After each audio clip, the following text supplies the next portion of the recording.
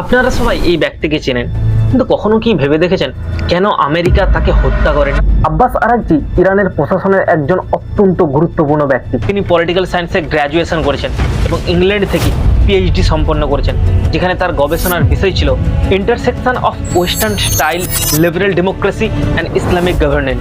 2015 সালে ইরান ও আমেরিকার মধ্যে একটি পারমাণবিক চুক্তি হয়।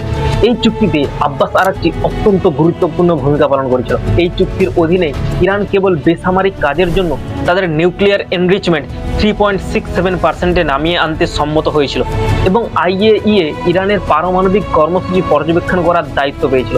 বিনিময়ে ইরান বিশ্ববাজারে প্রবেশের সুযোগ পায় এবং আমেরিকা এবং তার অ্যালাইজ কান্ট্রিগুলো ইরানের ওপর থেকে অর্থনৈতিক নিষেধাজ্ঞাও তুলে নেয়। ইরান পুনরায় বিশ্বব্যাপী পেমেন্ট সিস্টেমের সুইফটে যুক্ত হয়।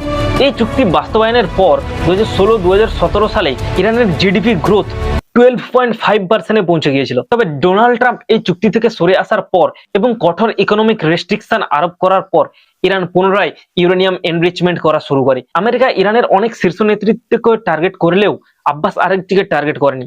এর কারণ হলো আমেরিকা জানে যে আব্বাস আরাকচি একমাত্র ব্যক্তি যিনি ইরানের সাথে আমেরিকার নতুন কোনো চুক্তিতে পৌঁছানোর ক্ষেত্রে মূল ভূমিকা পালন করতে পারে। আমেরিকা আব্বাস আরাকচিকে একজন নরমপন্থী হিসেবে বিবেচনা করে।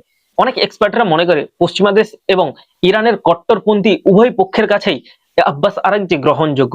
আব্বাস আরাকচি সম্পর্কে আপনার মতামত কি? কমেন্টে জানিয়ে।